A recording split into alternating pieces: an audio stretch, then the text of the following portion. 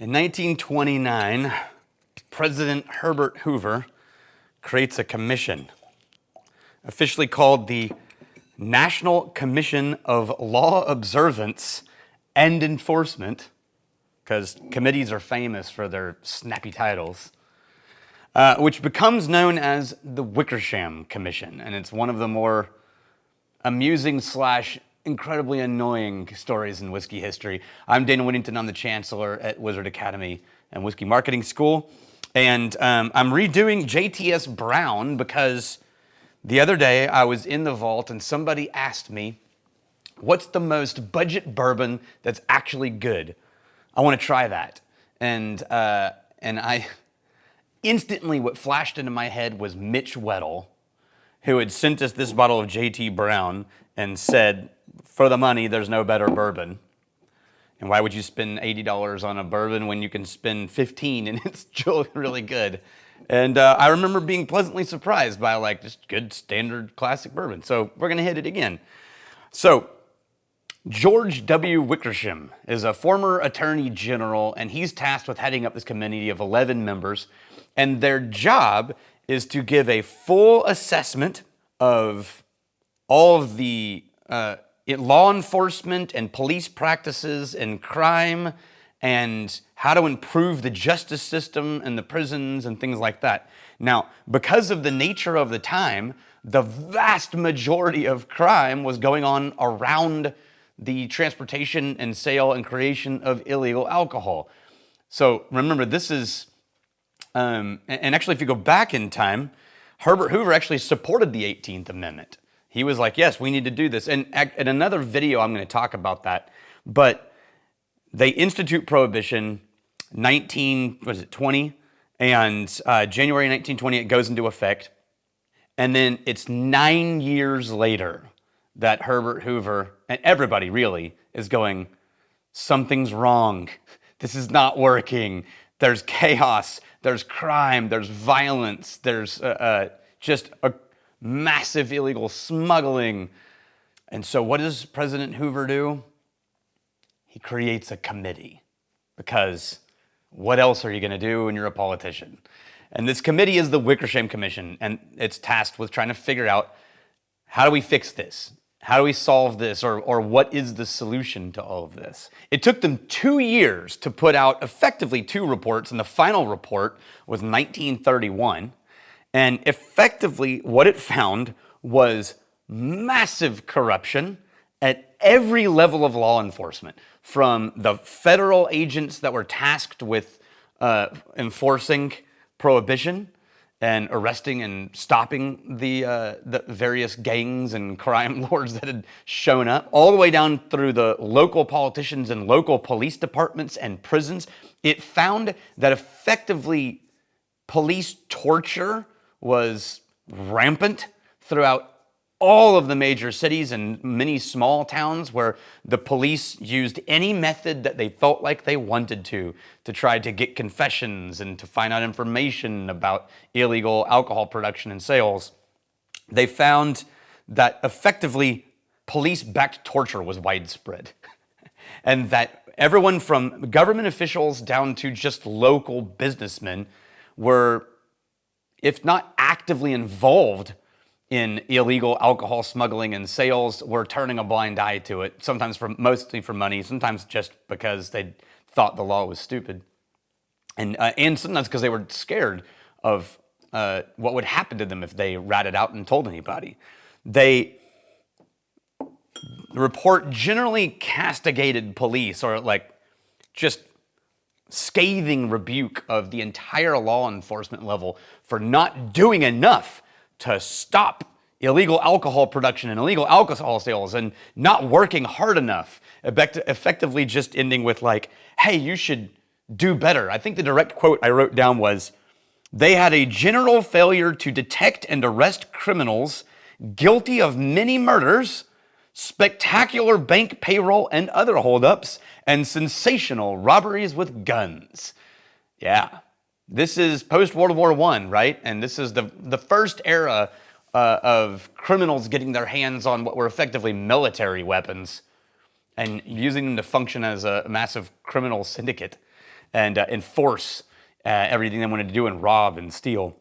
So, what did the Wickersham Commission conclude after all of this analysis? What did they think should be done next? Well, I'll tell you, but first let's drink some JTS Brown. So, JTS Brown is named after John Thompson Brown and brother to Garvin Brown, which if you recognize that name in whiskey history, eventually becomes Brown Forman. This is a Heaven Hill product, and they sort of, this is a bottled and bond whiskey. This is right up there, I think, with Mellow Corn as a bottled and bond product that shockingly punches high above its weight class for the dollar amount. And it's a, bottom shelf whiskey, but man, it doesn't punch like a bottom shelf whiskey. It doesn't punch thin and brittle. It's softer, and it's a little more grain forward, but it's not ethanol and bitey. This is a 78 corn, 12 rye, 78 corn, 12 barley, 10 rye. And it smells, right out, it's that kind of musty grain bin, toasted brown sugar, toast and brown sugar. There is a dryness to the nose, but not a thin or prickliness to the nose. Soft caramel, but with almost an herbal accent to it. There you go. And presents with just this perfect, nice brown sugar and caramel and butter with a little bit of corn grain dry, and then let's go. For the money, maybe no better bourbon on the market. Man, it's not going to blow your socks off on this is the best whiskey I've ever had. So keep in mind that I'm judging this on the price point, not comparing it side by side with, a $60 bourbon or a Blade and Bow, or you know what I mean? This is definitely in a specific weight class, but in that weight class, this whiskey is pretty great. It holds its own. And the higher proof carries it. If this would water down to 40, it would probably be more like what you expect for a $15 whiskey. But the fact that it's 100 proof, and remember bottled in bond is 100 proof, same master distiller, same season, 4 years old, same distillery for all the product. And man, all right, I'm gonna add just the tiniest of water dashes, because I'm curious as to what will happen if it does get proofed down just a little bit. Okay. So remember, they found that corruption was rampant, crime was rampant. It was, while they blasted police and law enforcement for not doing enough, they also admitted in their own report that it was almost impossible to enforce. There was something like 1,500 law enforcement federal agents whose only job was enforcement of prohibition. And keep in mind, 1,500 guys for an entire country, 1,500 whose job was only focused on law enforcement for prohibition. And so they were counting on the local police a lot, but guess what? The local police had other things at stake, not to mention greed and connection to the local criminals. They found that it led to mass violence in society, a huge uptick in innocent civilian death and violence. And here's the crazy thing. There are many people who argued, the report didn't say this, there are many people that argued that if it wasn't for prohibition, we would never have had the era of high power crime lord. Before prohibition, all the gangs and the local crime syndicates were small, neighborhood focused, kind of localized, didn't have a lot of power. After this, what happened was they found a very easy way to fund themselves and to get their fingers in all these pies, made all of these city and politics and police connections and were able to scale up growth, income. It made a bunch of criminals filthy rich. And with that money, they bought power and influence and brought entire cities under their purview. So we really have the era of gangsters, real big, high-dollar, flashy gangsters, because of Prohibition, funding them and giving them capital. The commission's response to this, at the end, they said all these things. At the very end of the report, it says, basically, you guys should try harder. That's it. It just says, you guys should do more enforcement and more locking people up, and you guys need to get better at arresting people and better at stopping violence. It gave no recommendation for funding them more, not really, or for giving them more manpower, or for, it just said, no, you guys need to try harder. And effectively their announcements, if they had been taken seriously, would have resulted in turning most of America into a police state whose only job was to enforce an unenforceable law that they couldn't keep track of. There just weren't enough manpower, enough money. Within 2 years, Prohibition ends because the writing is on the wall, and the report is so damning that a huge amount of people, including Roosevelt family members, who used to be for it, go, this is a bad idea, and the whole tide turns, and they repeal Prohibition, 1933.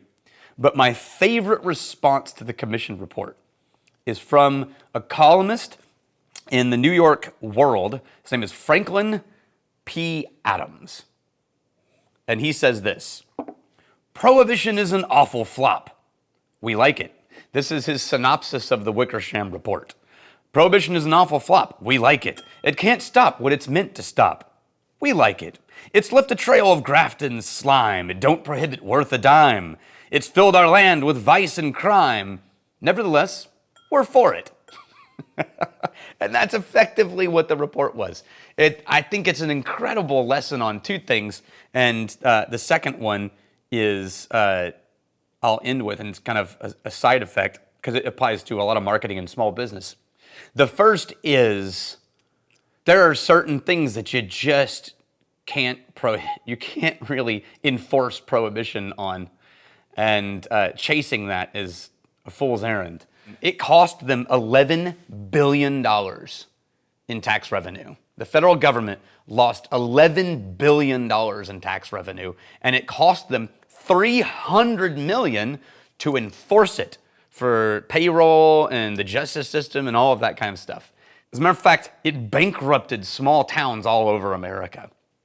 And states, bankrupted states, or got very close to bankrupting states. And what they had to do instead was lean on income tax and other tax revenues. And that's the beginnings of these higher income taxes and higher tax revenues and all the other categories, because they're trying to figure out where to get all this money from that they had just lost by killing the goose egg, the golden goose egg of alcohol revenue. The other thing that was really crazy and not surprising, and this is why modern distillers matter, is there was a whole bunch of other side effects in business that happened because of this. One was, if you read all the reports beforehand, everybody thought that as soon as we close bars and we cancel drinking, there's going to be all of these people who can't drink and go to bars who are now going to be looking for something to do. And so before Prohibition, there was a prediction across the board that theaters were going to explode in business, and art houses, and groceries, and restaurants, and all of these things. Now that no one could go to a bar, they were all going to go to all these other entertainment places, and they were all getting ready for this huge influx of money. Never happened. Restaurants started going bankrupt within months of this law being passed, because almost all restaurants make the majority of their money from alcohol sales. That one died. Nobody went to the theater. That bankrupted a few companies who had invested all of this growth money in building new locations and things like that, and then no one showed up. It turns out that the people still went to bars and still drank alcohol. They just didn't do it legally, and nobody got any tax revenue from it. So, absolutely insane. Totally killed whole other industries. Farmers got screwed because no one was buying the grain anymore.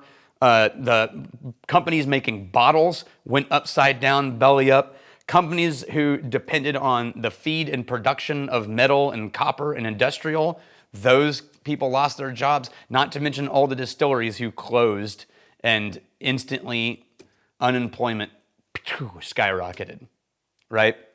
So huge craziness. However, I will say, it's not fair to talk about things like that without talking about the fact that it was a necessary thing, they thought, right? Prohibition wasn't just a bunch of buzzkill humans going like, whoa, we want to stop people having fun. We had a very real problem in America with drinking and overconsumption, and it was destroying families and businesses and sort of the fabric of our society as we saw it. And people were so desperate for a solution, they were willing to get on board with banning alcohol nationwide. That should tell you something. So we're going to talk about that in another video. In the meantime, I'm really glad you're here.